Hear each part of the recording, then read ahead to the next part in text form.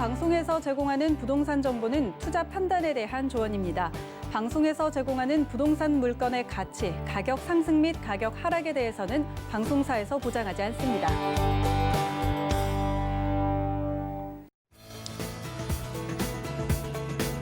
안녕하세요. 재테크 매거진 부동산이 답이다 진행의 강주리입니다.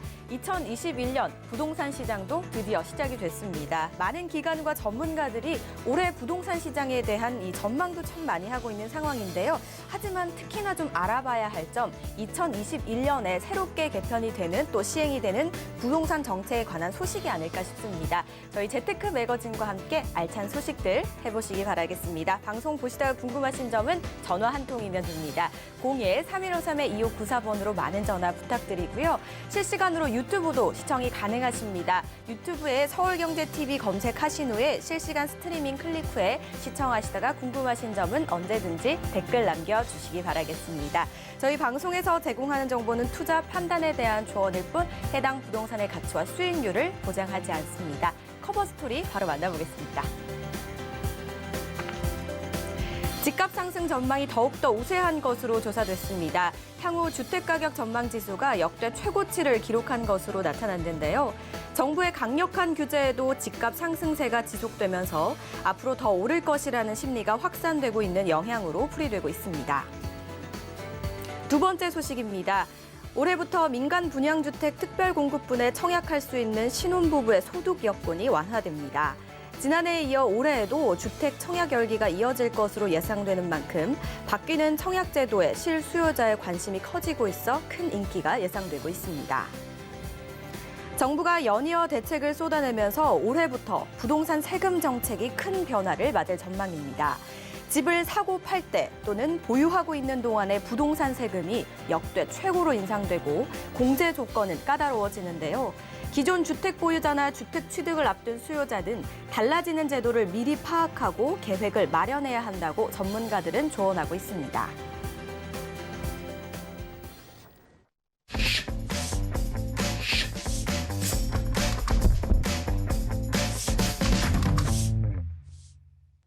오늘 함께 하실 분 바로 만나보겠습니다. 조민기 이사 자리하셨습니다. 안녕하세요, 이사님. 네, 안녕하세요.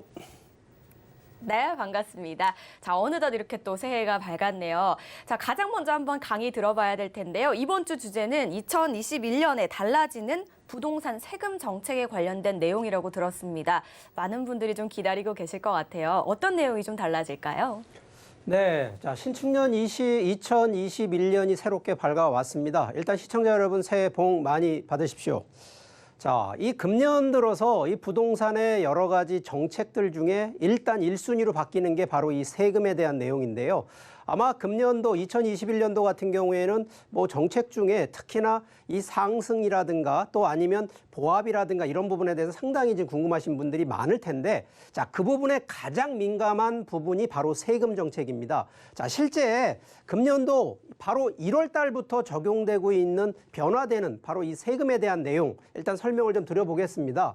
자, 정부에서 이미 2020년 이미 정부에서 발표한 내용을 금년도 이제 시행 날짜가 이 2021년도 1월 달, 6월 달부터 적용되는 내용입니다. 자, 1월 달 같은 경우에 이제 종부세, 양도세, 청약 관련된 내용들이 좀 바뀌게 되고요. 지금 6월 달 같은 경우에는 임대차 3법 중에 지금 전월세 신고제가 이제 시행되는 것이 좀 특징이 되면서, 자, 조정 대상 지역의 다주택자들의 양도세 세율 인상, 거기에 7월 달에는 이제 3기 신도시 공급되고 있는 공급되는 바로 3기 신도시의 사전 청약이 실시된다는 점, 거기에 재건축 부분도 약간의 뭐 입주권, 특히나 실거주의 입주권 부여가 되는 조금 더 강화되는 내용들이 좀 있는데, 자, 이러한 내용 안에서 일단 세금에 대한 내용을 좀 한번 잡아보면, 자, 우리가 부동산은요, 매수, 취득할 때부터 팔 때, 매도할 때까지, 그러면 취득세 내야 되고 보유할 때 재산세, 종부세, 팔 때 양도소득세. 자, 이런 부분 중에 일단 현재 정부에서 가장 손을 댄 것은 바로 보유세입니다. 그중에 종합부동산세인데, 자, 이 부분이 과거 대비 지금 상승하는 이 세금을 더 많이 내는 확대하는 것이 단순하게 이 세율 하나 올리는 요 정도의 정책으로 한 게 아니고요. 자, 여기는 한 3가지 정도가 있습니다. 첫 번째는 일단 어떤 거든 세금의 기준을 만들어주는 바로 이 공시지가라고 하는 이 세금의 기준이 있는데 바로 그 기준을 더 상향을 시킨 겁니다. 자, 실제 재산세는 공시지가 기준으로 따지는데 자, 우리가 종합부동산세는 공시지가에서 공정시장가액이라는 거를 만들어서 자, 지난해 2019년, 2020년도에 85%, 자, 우리가 보통 거래되는 거래가가 있고요. 정부에서 세금으로 하는 공시지가가 있는데 바로 이런 부분을 조금 더 현실화시키는 부분. 그래서 결론적으로 매도가, 우리가 거래되는 거래가 기준으로 세금의 기준을 좀 잡겠다라는 부분이어서 자, 이 부분이 이제 매년 올라가기 때문에 자, 여기 서울권에서 서울 강남권이나 용산권이 요번에 종부세, 특히 금년도에 내는 종부세가 거의 30% 이상을 더 상향이 된다라는 게 바로 이런 게 주요 골자인데 자, 여기에 이제 일단 1순위가 바로 이러한 공정시장가액이 상승되는 게 첫 번째. 두 번째는 바로 이 세율을 올리는 거거든요. 자, 기존 세율 대비 요번에 올리는 것이 단순한 1주택자를 올리는 것만이 아니라 다주택자, 2주택자, 3주택자에 대해서 자, 지금 올리는 세율이 만만치가 않습니다. 그래서 금년도 6월이 넘어가게 되면 이 종부세가 이제 어느 정도 과세가 적용이 되기 때문에 금년도 하반기에는 충분히 종합부동산세의 세금이 내가 지금 현재 보유하고 있는 부동산에 대한 세금 계산은 반드시 해볼 필요가 있다는 얘기를 드리겠고요. 자, 지금 이 부분 안에 이제 두 번째가 바로 양도소득세입니다. 자, 이 부분은요, 실제 매도를 하는 기준인데, 자, 이미 정부에서 세율, 자, 우리가 일반 세율이라고 하는데, 요번 연도에 지금 이 기존의 42%까지의 이 최종 세율이었던 거를 한 구간을 더 만들어서 45%짜리를 하나를 더 추가로 만들었다는 겁니다. 자, 이 금액이 10억 원, 양도소득세가 10억 원, 양도 차익이 10억 원 이상이 될 경우에 자, 요 구간이 하나 만들어졌는데 여기서 가장 중요한 부분이 이 세율이 중요한 게 아니고요. 이 세율은 기본적으로 소득이 발생하면 소득세를 내는 거니까 이건 당연하다 생각을 하셔야 됩니다. 자, 그런데 정부에서는 2주택자, 3주택자, 다주택자에 대해서 이 세율에다가 플러스 알파라고 하는 중과세율을 적용을 합니다. 자, 이 부분이 이제 금년도에 이게 걱정이 됩니다. 이게 보통 현재 기준까지는 2주택이면 10%의 중과세, 3주택이면 20%의 중과세를요. 여기에다 플러스 10%를 더하기 때문에 자, 이 기준으로 가게 되면 2주택은 이제 20%, 그러면 45%에 플러스 20%만 2주택 갖고 있는 분들이라 그러면 20%가 중과되니까 최소 65%, 3주택, 다주택자 중에 3주택 갖고 있는 분은 자, 기본적으로 30%가 중과세니까 여기에 30%만 더해도 벌써 75%의 양도소득. 자, 결과적으로 10억을 양도차익을 버신 분이 75%를 세금 낸다? 거의 7억 5천만 원을 양도소득 세금으로 내셔야 된다는 바로 이런 부분들. 자, 여기에 자, 기본적으로 이제 2년 미만 보유하신 분들, 자, 여기도 70%. 자, 우리가 세금을 양도차익이 많이 나는 거에 원래 투자의 원칙인데, 자, 지금은요, 재테크라고 하는 부분도 있습니다만, 자, 아마 금년도부터는 재테크보다는 세테크 쪽으로 전환을 빨리 검토하시는 게 좀 더 유리하다는 얘기를 드리고요. 일단 다주택자, 주택을 많이 갖고 있는 분들이 금년도 기준으로 좀 혹시라도 하시겠다 그러면 자, 이 중과세율 인상이 1월 1일부터 적용되는 게 아니고요. 자, 요거는요. 금년 6월 1일 이후 양도되는 거니까 아직까지 그럼 5월 말일 날 이전에 양도하시는 거에 대해서는 아직은 중과세가 플러스 10%가 적용되진 않는 거기 때문에 혹시라도 빨리 매도하실 분들이라 그러면 이런 점 감안하셔서 10%라도 절세하시는 방법을 좀 찾아보자라는 얘기를 좀 드리는 거고요. 자, 결론적으로 그러면 금년도에 정책이 상당히 좀 많이 세금에 대한 부분이 되는데 자, 요거 한번 다시 한번 리뷰를 좀 해드리면 자, 일단 취득할 때 금년 1월 1일 기준으로 조정 대상 지역의 2주택으로 사시는 분들, 그러니까 기존에 내가 거주하는 주택 하나가 있는데 서울권이든 수도권에 조정 대상 지역 내에 하나를 더 추가로 매수를 하신다라고 하면 일단 취득세가 8%를 내셔야 됩니다. 자, 현재 지난해까지만 해도 8%가 아니라 보통 1.1%가 취득세, 물론 고가주택은 뭐 3%대 좀 넘는 그 경우지만 일단 대략적인 건 다 1.1%대인데 이게 지금 8%대로 갑니다. 여기에 혹시 2주택을 갖고 있는데 추가로 하나를 더 하신다? 이거 12% 됩니다. 자, 그렇기 때문에 이번 연도 기준으로는 벌써 주택 기준으로 최고 취득세는 12%. 특히 법인이 매수를 할 때도 12%까지 되기 때문에 자, 취득세가 이제 부가세, VAT, 부가세 10%보다도 더 많은 세금을 내야 되기 때문에 취득하실 때 좀 더 신중을 기하셔야 되는데 서울 수도권의 다주택자분들은 조금 더 감안을 좀 하셔야 되고요.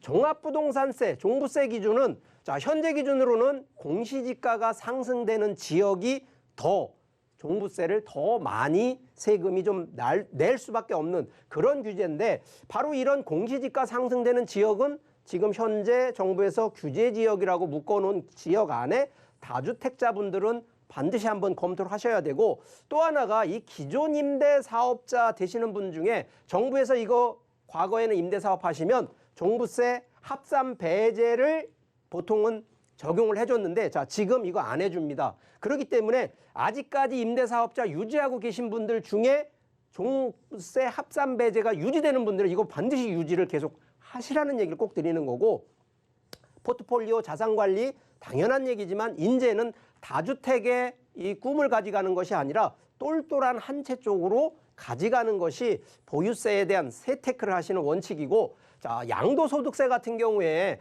당연히 매도를 통해서 차익이 벌게 되면 세금을 내기 때문에 일단 다주택자분의 중과세 압박이 있습니다. 그런데 이 부분 가장 중요한 게 매도를 할 때 양도 차익이 많은 거를 절대 1순위로 매도하지 마세요. 이거는요, 다주택자분의 중과세가 적용되더라도 양도 차익이 일단 적은 거, 작은 거부터 먼저 매도를 하셔서 양도 차익이 많은 거, 예를 들어서 1주택 만들어서 매도하게 되면 이거 비과세 받는 이런 적용이기 때문에 세테크 기준으로는 양도 차익이 작은 거부터 매도를 하시라는 원칙. 양도 차익 당연한 얘기입니다. 그래서 매도 우선을 검토하시고 두 번째, 양극화. 분명히 서울 수도권 대비 지방 양극화 분명히 일어나기 때문에 이런 부분에 대해서도 양도소득세 당연한 얘기지만 차익이 많이 없는 것부터 팔기 때문에 당연히 어디 거부터 매도를 하느냐, 가격이 많이 안 오른 바로 그런 지역부터 매도를 우선 검토하시다 보면 양도소득세, 종부세, 취득세 이 적절하게 하나를 투자를 하셔서 내가 이만큼의 양도 차익을 벌었다에 만족하지 마시고요. 벌은 만큼 세율도 많이 줄이는 것이 재테크의 원칙이라는 점, 이런 점 좀 강조하니까 아마 금년도에는 아마 세금 관련된 쪽에 뭐 충분히 포트폴리오를 다시 한번 검토해 보시기를 부탁드리겠습니다. 네, 올해는 전반적으로 이 부동산과 관련된 모든 세금이 좀 올라가는 것 같습니다. 그중에서도 공통적으로 살펴보자면 다주택자일수록 세금이 아무래도 더 중과가 되는 것 같아요. 아직까지는 시행이 안 됐으니까요. 여러분들 뭐 계획 있으시다면 빨리빨리 세우셔야 될 것 같아요. 계획 세우시다가 궁금하신 부분을 저에게 전화 주시기 바랍니다. 02-3153-2594번 활짝 열려 있으니까요. 많은 연락 주시기 바랄게요. 자, 이번에는 재테크 리포트 시간입니다. 실제 사례를 통해서 재테크 팁 얻어보는 시간인데요. 사례 바로 만나보시죠. 네, 오늘의 부동산 투자 사례입니다. 서울 구로구 구로동에 거주하고 계시는 61세 은퇴자십니다. 구로동에 단독 건물을 매수하셨고요. 배우자와 자녀 2명에게 지분 증여 후 세금 절세와 관련한 재테크 사례입니다. 지금부터 이사님께 결과 한번 들어보도록 하겠습니다. 네. 자, 지금 네, 이사님 바로 해주실까요? 네, 알겠습니다. 자, 이분 같은 경우에는 실제 이제 투자를 해서 양도 차익이라든가 이런 부분으로 이 재테크 성공하신 케이스가 아니고요. 자, 실제 부동산을 투자하셔서 임대 수익이라든가 이런 부분은 성공적으로는 하셨는데 여기에 플러스적인 요소 바로 이 세금, 절세에 대한 세테크를 성공하신 케이스이기 때문에 오늘 한번 이 사례를 조금 더 부연 설명을 드리면 자, 이분 같은 경우에 구로동의 단독 건물 자, 기본적으로 이분이 임대소득 연간 약 한 2억 원 정도 되니까 보통 뭐 월로 따져도 벌써 한 1,200만 원대 정도 이상을 지금 이 해당 이 건물에서 이 수익이 나오는데 자, 이 부분을 지금 이분 같은 경우에는 단독으로 가지 않고 배우자 30%, 자녀 2명이 있는데 2명에게 각각 10%씩 이 증여 지분에서 같이 공동 소유를 하셨다는 거죠. 자, 그러다 보니까 실제 이분은 세금 절세, 소득 분배, 바로 이 재테크가 아닌 세테크의 성공 케이스인데 자, 이분 같은 경우 그래서 실제 한번 어떻게 금액, 특히 세금에 대해서 어떻게 절세를 했는지 한번 이 케이스를 보면 자, 원래 기준이라 그러면 단독 건물이라 하더라도 이분이 단독 명의로 갔다. 그러면 연소득 기준으로 지금 2억 원이거든요. 그러면 소득세 기준으로 세율이 한 35% 정도가 나오는데 그러면 공제받는 게 1,450만 원을 뺀다 하더라도 1년에 납부하는 소득세 기준이 약 한 5,500만 원 정도 됩니다. 자, 이거는 양도소득세가 아니고요. 바로 임대에 대한 임대소득세를 말하는 겁니다. 이분은 지금 팔고 매도하는 쪽이 원하는 게 아니라 보유를 하고 가져가면서 세금을 그것도 소득에 대한 소득세를 절감시키는 건데 이분이 단독으로 했다 그러면 최소 5,510만 원을 매년 내셔야 되는데 자, 이분이 어떤 케이스로 갔냐면 자, 본인은 50%, 배우자 30%, 자녀 10%, 그다음에 자녀 10%. 그러니까 결과적으로 총 100%의 지분율을 가지고 투자를 하셨는데 자, 공동소유를 기준으로 50%, 30%, 10% 이렇게 나누다 보니까 실제 소득 기준으로도 분배가 됩니다. 자, 본인은 1억 원 소득, 배우자는 약 한 6천만 원 정도. 자, 이렇게 따져보니까 실제 세율 기준으로 나눠지고 여기에 금액대, 실제 내는 세금 기준 합산해 보니까 3,300만 원 정도. 그러면 혼자 단독으로 했을 때 5천만 원대 대비 이렇게 가족들이 공동 소유해서 낼 때의 소득세 기준은 3천만 원. 그럼 결과적으로 한 2,200만 원 정도의 연간 세금을 줄이는 바로 이 절세 효과라는 걸 누려서 성공한 케이스입니다. 자, 그럼 여기서 좀 추가적으로 과연 우리가 그럼 절세 그러는데 어떤 내용으로 한번 절세가 되는지 조금 한번 간략하게 설명을 좀 더 드려볼게요. 자, 이게 지금 제가 용어적으로 합법적으로 세금 안 내는 방법. 자, 이거 상식적인 겁니다. 합법적으로 안 내는 방법 싹 세 가지입니다. 비과세. 정부에서 합법적으로 비과세 해주는 그 정책에 맞춰서 하시면 비과세 받고요. 자, 감면 정책이 있거든요. 감면 받으셔도 철세되시고요. 환급. 당연히 정부에 돈을 내놓고 다시 연말정산처럼 환급 받으시면 자, 이게 합법적으로 세금 안 냅니다. 이건 탈루도 아니고요. 자, 이런 게 보통 1세대 1주택, 뭐 상속주택, 또 자격농지, 뭐 비과세 요건들 몇 가지 행목들이 좀 있는데 이런 내용들 맞춰서 하면 비과세 받고요. 자, 감면 같은 경우에는 뭐 워낙 정부가 좀 뭐 새 정부가 들어오거나 그러면 또 이런 감면 정책들 또 새로운 정책들을 불과 한 1년 정도까지 새롭게 하니까 이런 건 정책 바뀔 때 아니면 정권이 바뀔 때 이런 건 유심히 보시면 되는데 이 중에 가장 주택임대사업자 원래 기준으로 보면 취득세 감면 지금 아직 이거는 폐지가 안 됐습니다. 그대로 살아있고요. 부동산 완화 정책 할 때 반드시 감면 정책 시행하니까 이런 내용들은 지금 요번에 이제 정부가 한 1년 뒤에 조금 정부가 다시 바뀌니까 요때 요런 정책이 어떤 게 있는지 유심히 살펴보시고 요런 거 맞으면 되고 환급 당연합니다. 연말정산 지금 월세 사시는 분들 연말정산 가능하고요. 상업용 부가세 환급 당연히 받을 수 있고요. 이거 또 하나 양도세 신고를 했는데 잘못하신 분들 자, 이런 부분들은 다시 환급을 신청하시면 되니까 이런 부분들 알고 계시면 되고요. 자, 여기에 취득시 어떻게 그러면 하느냐.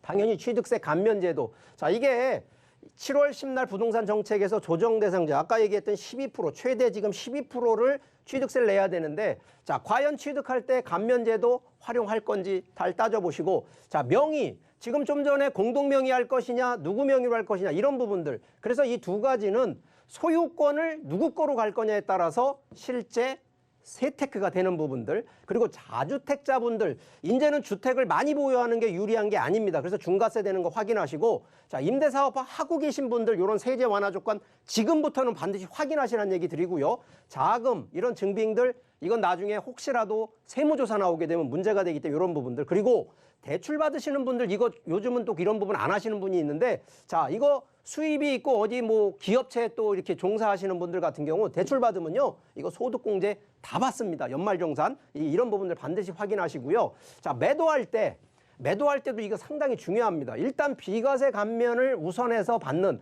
그러면 양도 차익을 줄이는 게 아니라 양도 차익이 많아도요, 실거주 하시는 분들, 1주택이신 분들, 자, 이런 분들 당연히 비과세 받을 수 있습니다. 두 번째, 중과세 제도. 자, 이게 규제 지역인지 다주택자 중과세 이거 어떻게 적용되는지 알고 계시면 되고, 보유주택수 당연히 조절하셔야 되는 거. 그러면 여기는 매도 시 양도 차익 적은 거부터 꼭 매도하시라는 얘기 드리고, 다주택자 지금도 임대사업자 등록하시라고 얘기하는 부분들은 바로 이 사업자 등록을 통해서 주택수 제외되니까 이런 부분들은 다주택자에서 제외되는 항목 찾으시면 되고, 자, 보유 시기 조절 꼭 반드시 하셔야 됩니다. 일시적 2주택. 최근에 이제는 지금 하나가 분양권도 이제 금년부터 분양권도 주택수에 따집니다. 그럼 분양권이 하나 취득하고 있는 분들은 2주택 같은 경우 일시적 그러면 3년 내에 기존 주택 팔면 이거 비과세 받는다라는 거, 이런 점도 이해하시면 되고, 반드시 또 이 공제되는 비용, 필요 경비들이 있습니다. 이런 것들 반드시 다 경비들 청구하시고,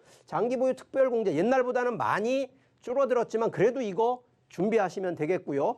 요거 제일 중요한데, 증여 혹시라도 요즘 증여가 많거든요. 증여 받으신 부동산 절대 5년 이내에 처분하시면 안 됩니다. 이 이유는요, 그러면 증여하신 분, 예를 들어 아버지가 증여했다 그러면 아버지가 취득한 그 취득가액으로 계산하니까 양도차익이 줄어드는 게 아니라는 점. 그래서 반드시 증여받은 부동산은 5년 이후가 넘어야 매도한다, 이런 전략을 갖고 가시라는 점 강조드리니까, 세테크 어려운 게 아닙니다. 요 나름대로의 몇 가지 포인트들만 잘만 아신다 그러면, 자, 금년도가 아니라 내년에도 충분히 세테크의 전략을 가지고 지혜로운 투자, 부동산의 투자 세계로 한번 들어와 보시기 바라겠습니다.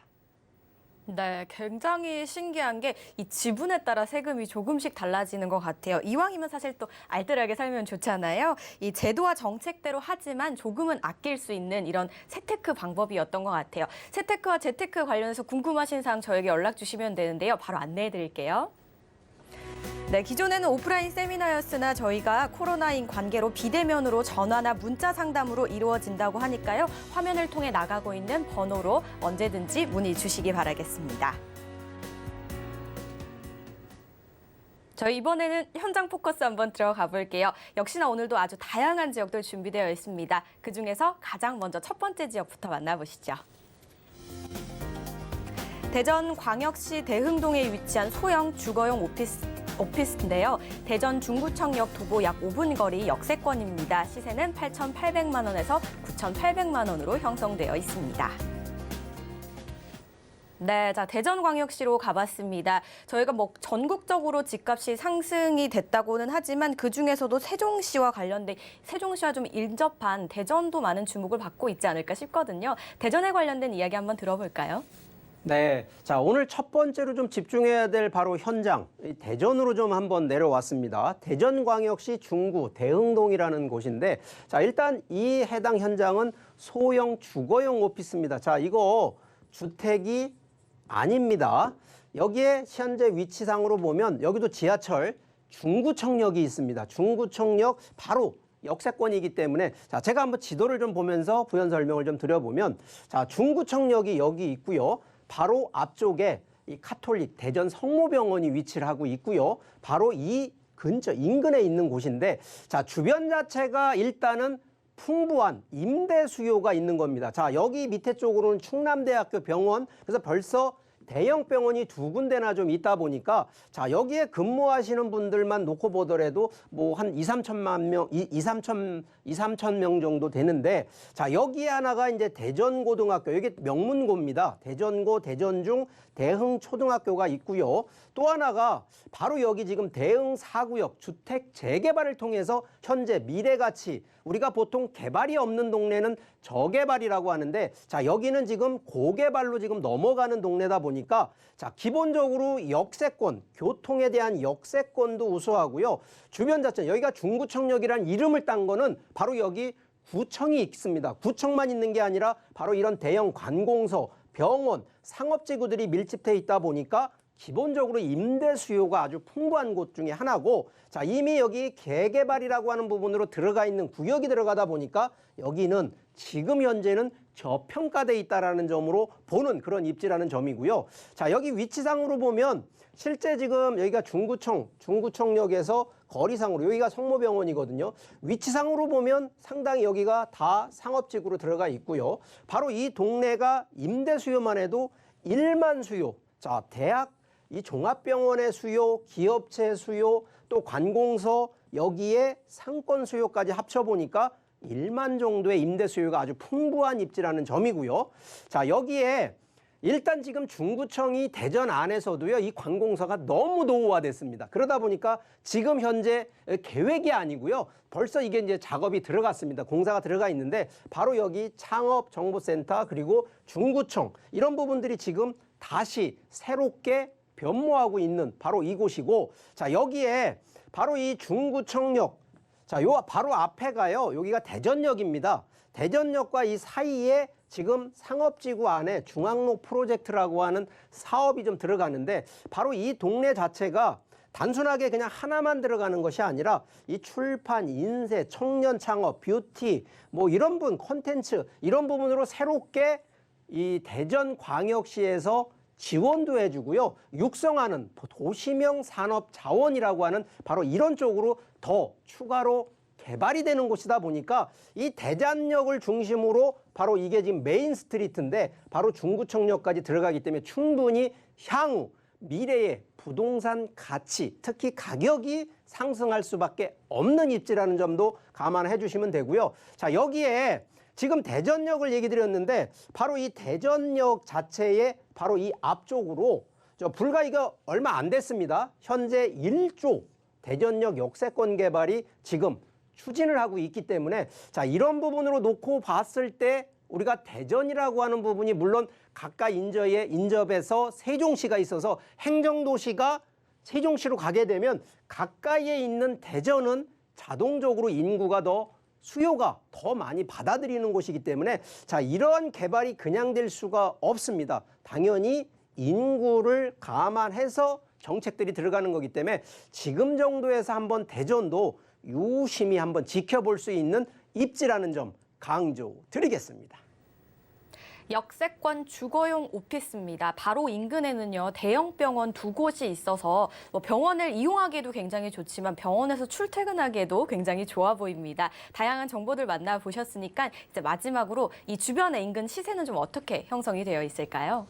네, 자, 이 현장 같은 경우에는요, 자, 이거 지금 한 1.5룸 정도 되는 평형대인데, 자, 요게 8,800만 원에서 9,800만 원. 지금 아마 이게 서울 기준으로 본다 그러면 이게 한 2억 원 정도에 분양하는 정도 가격대 되는데 지금 현재 여기 대전 같은 경우에는 채 1억 정도가 조금 안 되는 가격으로 시세가 되어 있는데 자, 이게요. 주변에 뭐 대학병원도 있고 종합병원도 있고 또 주변에 또 기업체 관공서가 있다 보니까 자, 임대 수요 많은데 얼마를 받냐? 보증금 500만 원에 월 45만 원 정도 가능하십니다. 자, 그리고 대출. 자, 이게 요즘처럼 대출 규제 심하다 하는데 자, 여기는 기본적으로 이게 주택이 아니다 보니까 자, 여기 6천만 원이 가능하십니다. 그래서 기본적으로 자기 자본 약 한 2천만 원대만 가지고도요, 투자가 가능한 부분인데 자, 제 보통 포트폴리오를 해드리면 자, 이거 한 개를 투자하시는 것보다는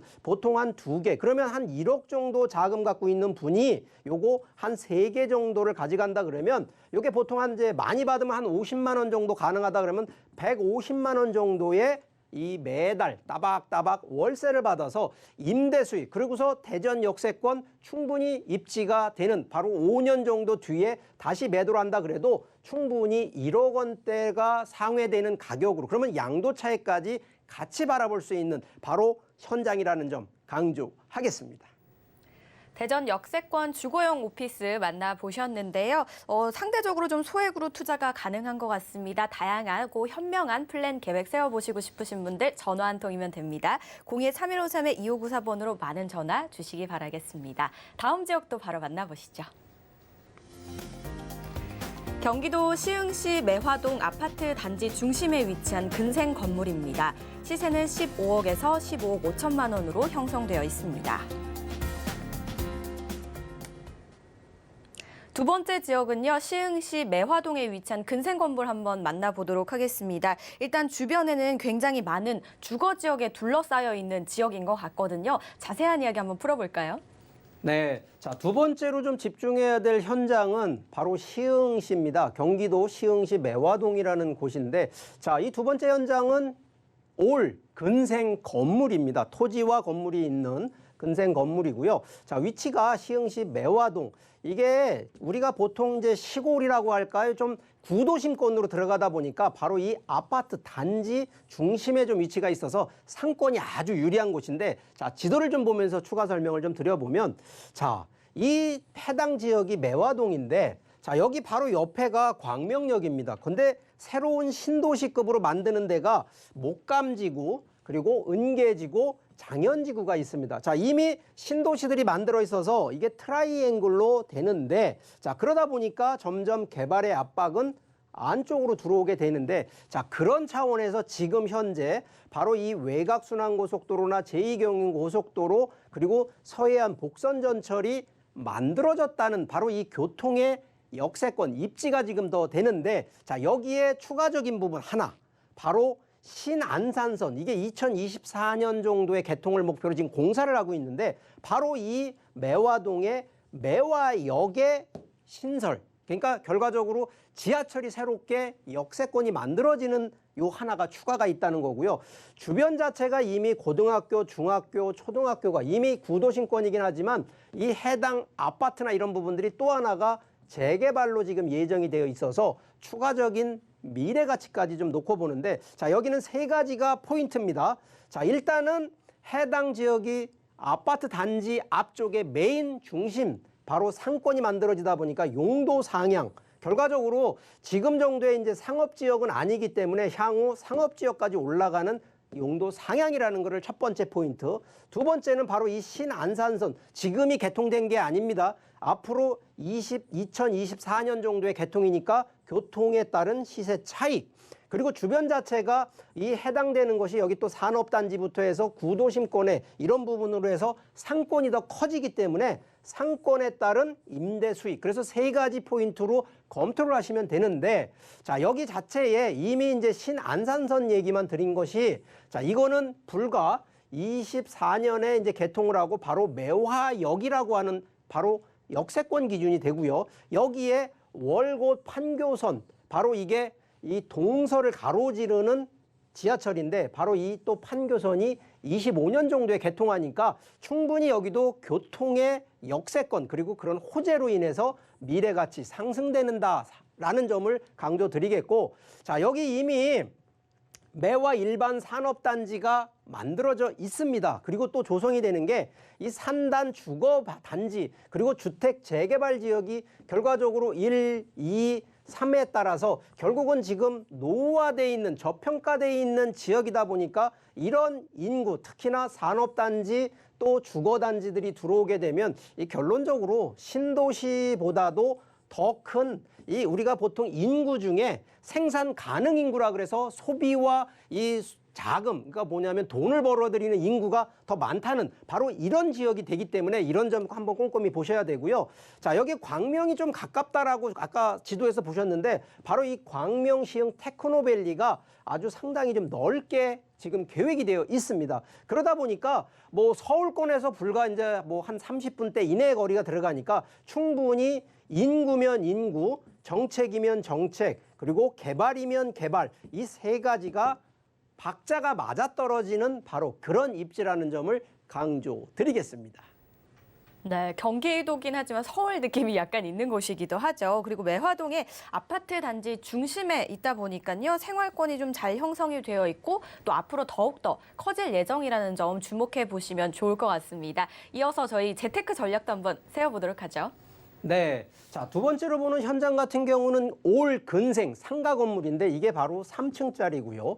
자, 여기 바닥, 대지 면적이요. 100평이 넘습니다. 한 116평 정도 되는 이 크기로 3층짜리 건물인데, 자, 시세가요. 15억에서 15억 5천 정도. 이 주변 시세 대비는 상당히 그래도 저렴한 부분인데, 자, 현재 월세로 지금 상가기 때문에 월세로 좀 받고 있는데 약 한 보증금 7,500만 원에 월 한 420만 원 정도가 되고요. 자, 이미 현재 소유하고 계신 분이 대출이 약 한 3억 원 정도를 지금 받고 계신 분이라 실제 요 조건으로 매수를 하신다라고 하면 실제 한 11억대 초반에서 11억대 중반 정도의 자금이 있는 분들은 충분히 되는데 제가 볼 때는 이제 이게 기본적으로 현재 뭐 코로나다 뭐다 해가지고 솔직히 상가 매출이 더 올라가긴 지금 현재는 좀 어렵습니다. 그렇기 때문에 이분 같은 경우에도 조금 더 이 시간을 좀 버티고 있는 과정인데 제가 볼 때 이게 이제 한 5년 정도 뒤에 신안산선이나 이런 부분이 개통하고 나면 이 부분이 실제 시세 대비 우리가 보통 시세 차익이라고 하는데 차익 부분을 좀 보는 거 첫 번째. 두 번째는 자, 임대 수익이 이게 코로나 때문에 좀 착한 임대인이라서 가격도 많이 다운을 시켜준 거거든요. 원래 이분이 받으셨던 것이 550만 원을 지금 받으셨던 분인데 지금 현재는 좀 많이 임대를 좀 깎아주셔가지고 이 케이스이기 때문에 자, 여러분들이 이런 부분을 활용하시는 케이스들은 제가 보통 이 건물 같은 경우에는 항상 제안해 드리는 게 리모델링을 제안해 드리거든요. 리모델링이라는 거는 이 상가의 변화도 있지만 이 자산 가치 변화하는 데에는 1순위입니다. 그렇기 때문에 지금 매수해서 리모델링 하라는 게 아니라요. 보통 이제 역세권이 만들어지고 나면 5년 정도 뒤에 리모델링을 검토하신다 그러면 자산 가치 상승하는 건 기본이 될 수 있다는 것까지 포트폴리오를 제안해 드리도록 하겠습니다. 네, 여러분은 지금 재테크 매거진 부동산이 답이다와 함께하고 계십니다. 저희 방송에서 제공하는 정보는 투자 판단에 대한 조언일 뿐 해당 부동산의 가치와 수익률을 보장하지 않습니다. 저희는 다음 지역도 바로 만나볼게요. 서울시 용산구 후암동에 위치한 1.5룸 다세대 주택입니다. 1호선과 4호선 서울역 역세권이고요. 시세는 2억 5천에서 2억 5,500만 원으로 형성되어 있습니다. 저희 앞서서 대전과 경기도 만나보셨으니까 이번엔 서울로 와볼게요. 그중에서도 서울 중심으로 한번 가보도록 하겠습니다. 용산구 후암동인데요. 이곳은요, 집중해야 될 이유가 굉장히 많을 것 같거든요, 이사님. 하나하나 한번 파헤쳐 볼까요? 네. 자, 세 번째로 좀 집중해야 될 지역, 바로 이 현장, 바로 이 용산 후암동에 있는 1.5룸 다세대 주택인데, 자, 우리가 보통 뭐 홍보하거나 뭐 이런 분들 보면 보통 분양하는 거로 알고 계시는데, 자, 이 현장은요, 분양이 아니라 이미 이제 이거는 주택이 되어서 임대가 되어 있고 지금 운영되고 있는 부분인데, 자, 이거는요, 목적이 바로 이 재개발을 좀 더 염두에 두시는 분들, 자, 이런 분들한테 좀 추천을 드리는 현장인데, 자, 위치가 1호선, 4호선, 바로 이 서울역입니다. 바로 서울역 뒤에가 후암동인데, 바로 서울역 역세권에 이제 위치를 좀 하고 있는데, 지도를 좀 보면서 이것도 수연 설명 해드리도록 하겠습니다. 자, 여기 서울역이 여기고요. 바로 여기가 후암동입니다. 자, 여기 남산이 있고요. 용산.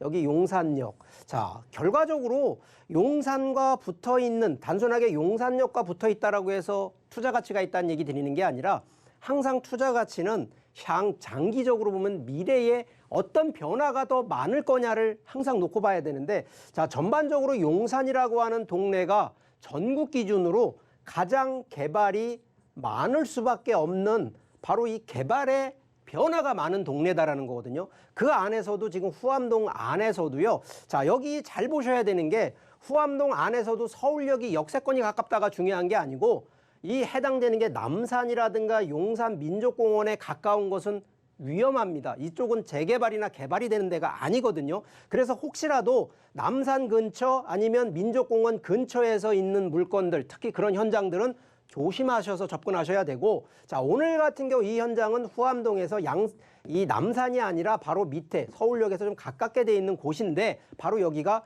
재개발로 진행이 예정되는 곳이기 때문에 오늘 이제 바로 이런 부분을 좀 설명드리고 싶습니다.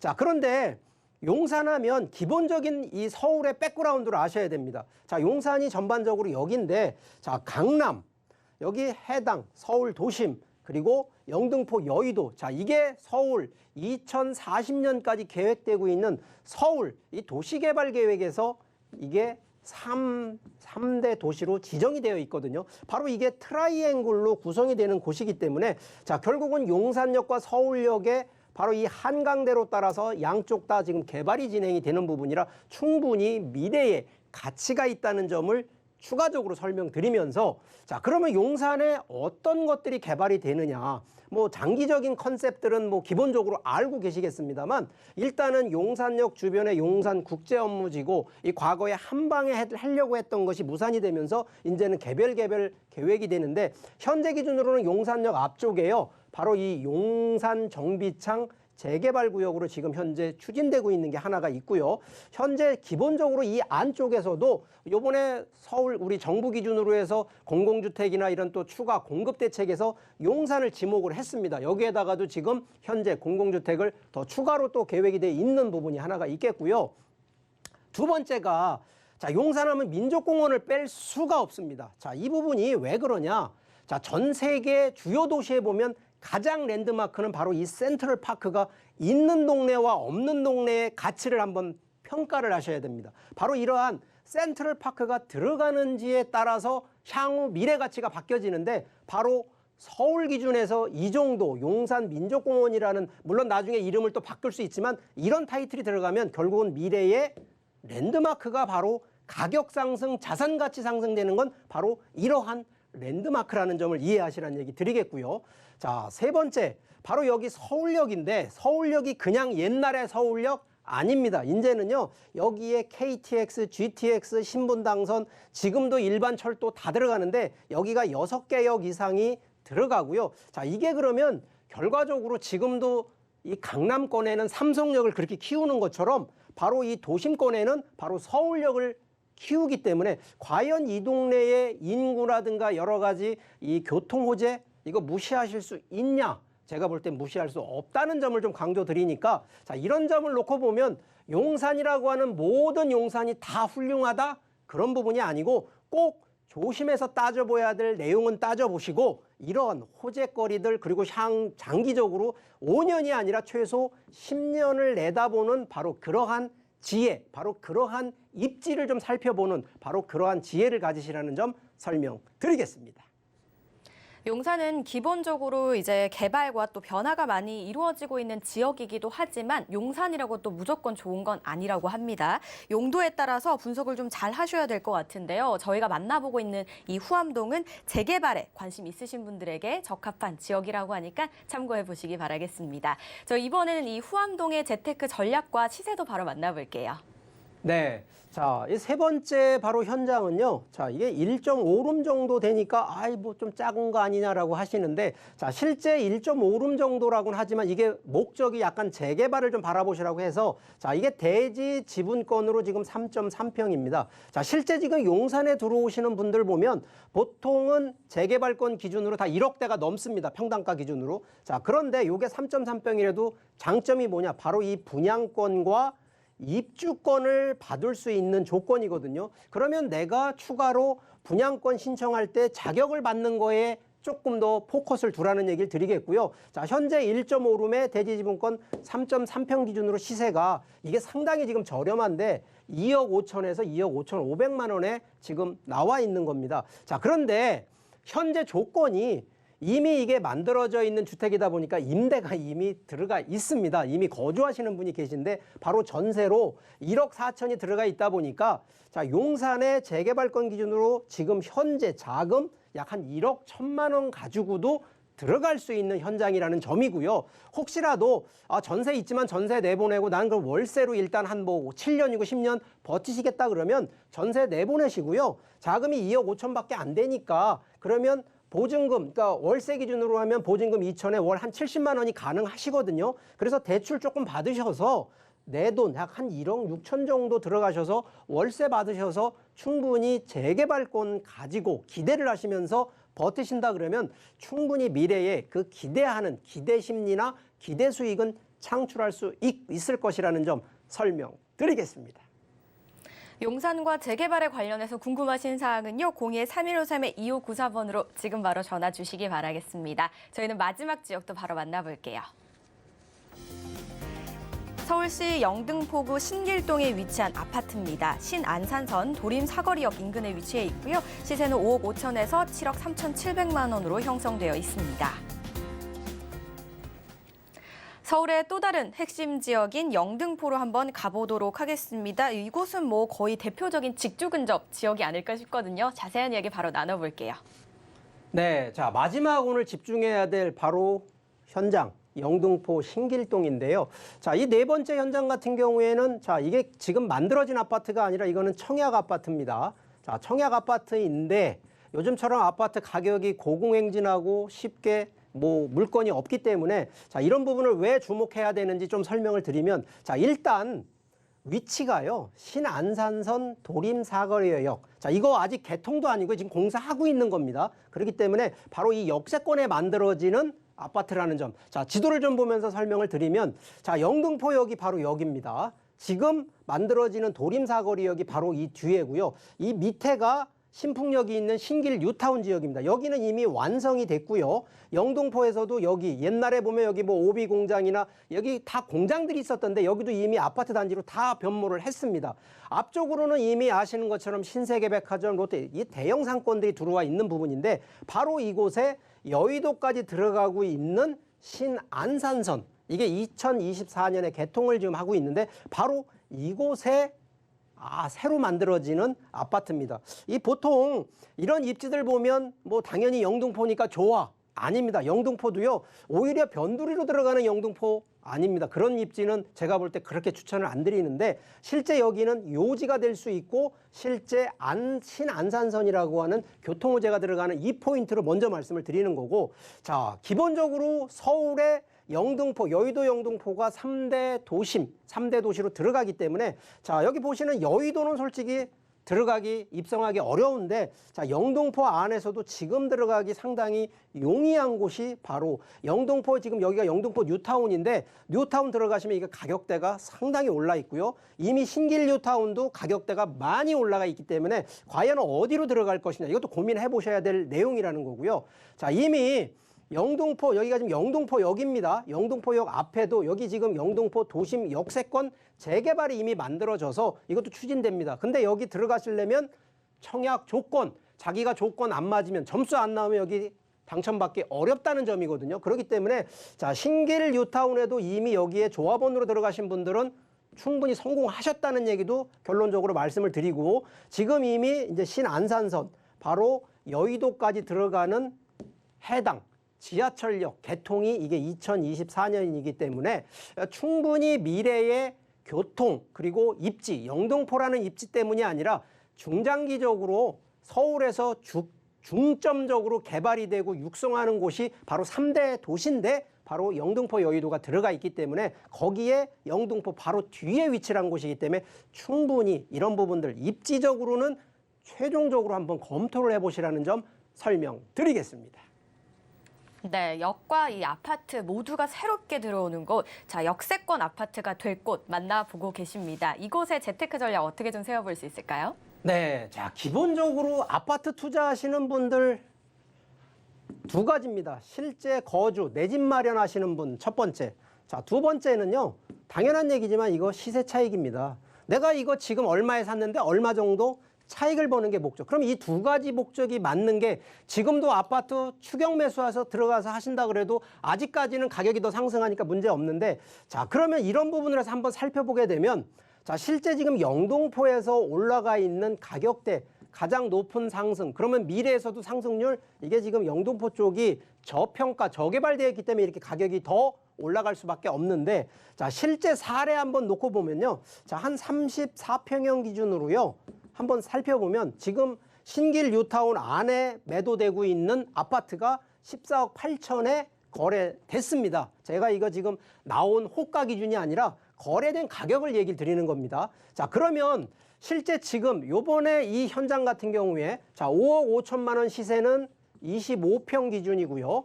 7억 3,700, 한 7억 중반대 정도 되는 거는 34평 기준입니다. 자, 좀 전에 보셨던 신길 뉴타운의 현재 매도되는 매도가 기준이 14억대 중반까지 올라갔기 때문에 벌써 시세 차익 측면에서는 상당히 차익을 많이 보는 쪽이라는 거 제가 굳이 설명 안 해도 충분히 이해하실 거라 보고요. 자, 현재 이런 부분으로 계약할 때 이게 지금 청약으로 들어가는데 아시겠지만 청약이라고 하는 부분은 조건이 꼭 있거든요. 자, 여기 조건은요.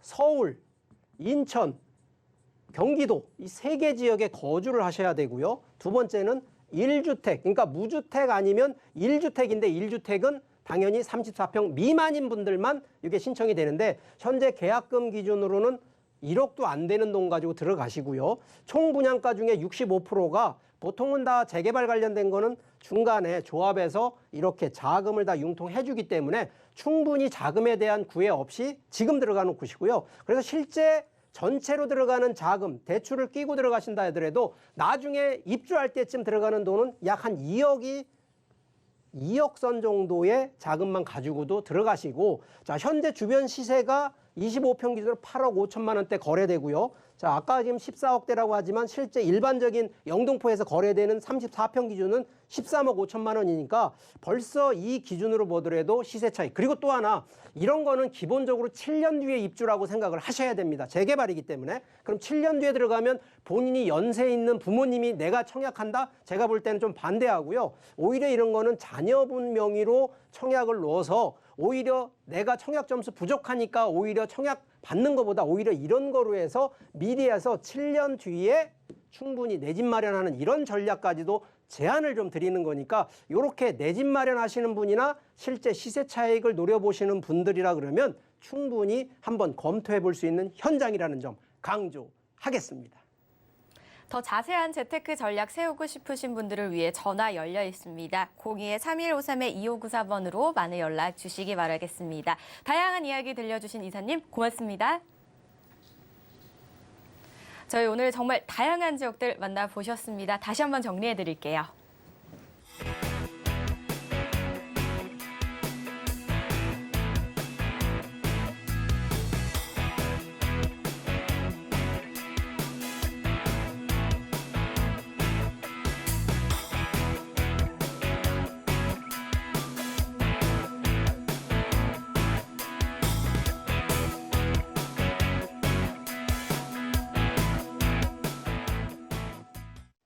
저희 방송에서 제공하는 정보는 투자 판단에 대한 조언일 뿐 해당 부동산의 가치와 수익률을 보장하지 않습니다. 그리고 네이버 TV와 서울경제TV에서 언제든지 다시 보기 가능하시고요. 전화도 계속해서 열려 있습니다. 저희가 준비한 소식은 여기까지입니다. 시청해주신 여러분 고맙습니다.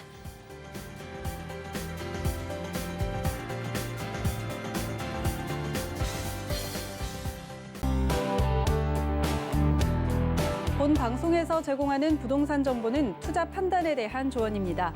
방송에서 제공하는 부동산 물건의 가치, 가격 상승 및 가격 하락에 대해서는 방송사에서 보장하지 않습니다.